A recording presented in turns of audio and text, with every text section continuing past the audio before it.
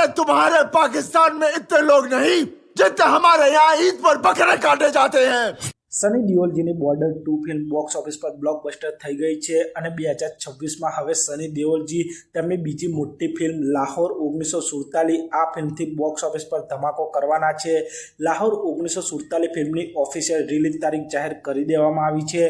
આ ફિલ્મ આપ સૌને કઈ તારીખે જોવા મળશે આજના વિડીયોમાં આપણે તેની વાત કરીશું। ચેનલ ઉપર નવા હો તો ચેનલને સબસ્ક્રાઇબ કરી દેજો। આપ સૌ જાણો છો સની દેઓલજીએ ગદર 2 ફિલ્મથી જે કમબેક કર્યું છે તે હજુ સુધી યથાવત છે। તે પછી તેમને ગદર 2 પછી તેમને જાટ બોર્ડર 2 જેવી સક્સેસફુલ બેક ટુ બેક ફિલ્મો આપી રહ્યા છે અને હવે 2026માં તેમની લાહોર 1947 ફિલ્મ પણ રિલીઝ થવાની છે।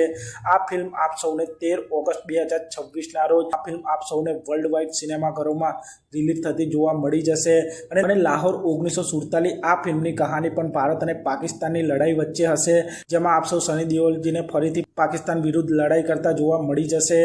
અને આ ફિલ્મની ખાસ વાત એ છે કે લાહોર 1947 ફિલ્મને આમિર ખાન પ્રોડ્યુસ કરી રહ્યા છે એટલે આ ફિલ્મમાં આમિર ખાન પણ જોવા મળી શકે છે અને લાહોર 1947 ફિલ્મના ડાયરેક્ટર રાજકુમાર સંતોષી છે અને આપ સૌ કદાચ જાણતા હોય તો સની દેઓલજી અને રાજકુમાર સંતોષીજીની બ્લોકબસ્ટર જોડી છે।